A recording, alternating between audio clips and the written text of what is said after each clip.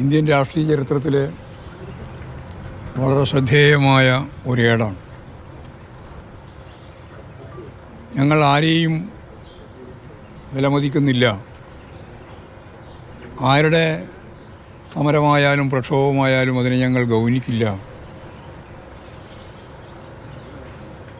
RSSും സംഘപരിവാർ വിഭാഗങ്ങളും അതിൻ്റെ രാഷ്ട്രീയ ഉപകരണമായ BJPയും ചേർന്ന് എല്ലാ ജനാധിപത്യ ശക്തികളെയും മതനിരപേക്ഷ പ്രസ്ഥാനങ്ങളെയും തകർക്കാൻ, അവർക്കെതിരായിട്ട് വരുന്ന എല്ലാ പ്രക്ഷോഭങ്ങളെയും സമരങ്ങളെയും ദേശവിരുദ്ധമാണ് എന്ന് മുദ്രകുത്തി അവരെല്ലാം കൽത്തുറുങ്കിലടക്കാൻ കഴിഞ്ഞ 10-12 വർഷക്കാലം നടത്തിയിട്ടുള്ള ശ്രമത്തിൻ്റെ തുടർച്ചയിൽ യുവജന വിദ്യാർത്ഥി വിഭാഗം, പ്രത്യേകിച്ച് വിദ്യാർത്ഥി സമൂഹം, ഇന്ത്യയുടെ ചരിത്രത്തിലെ പുതിയൊരു അധ്യായം രചിക്കത്തക്ക രീതിയിൽ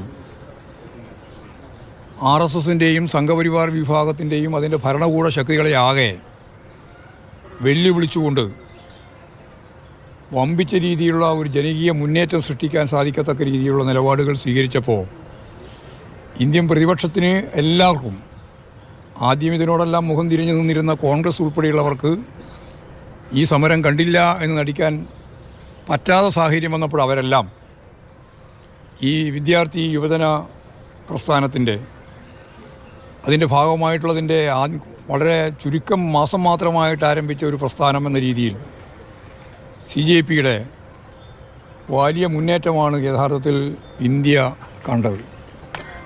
ചരിത്രപ്രസിദ്ധമായ ഒരു സംഭവമായിട്ടാണത് മാറിയത്.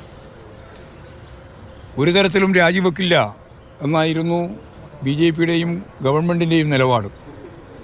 പക്ഷേ ഒരിഞ്ച് മുന്നോട്ടേക്ക് പോകാൻ സാധിക്കാത്ത രീതിയിൽ ഇന്ത്യൻ രാഷ്ട്രീയം ഒറ്റക്കെട്ടായി പ്രതിപക്ഷ ശക്തികളാകെ, വൈകിയാണെങ്കിലും കോൺഗ്രസ് ഉൾപ്പെടെ ഇടതുപക്ഷ പ്രസ്ഥാനങ്ങളും പുരോഗമന പ്രസ്ഥാനങ്ങളും SFI ഉൾപ്പെടെയുള്ളവരെല്ലാം ആദ്യം മുതലേ ഇതിൻ്റെ ഒപ്പം ചേർന്നിരുന്നു എന്നുള്ളത് ശരിയാണ്.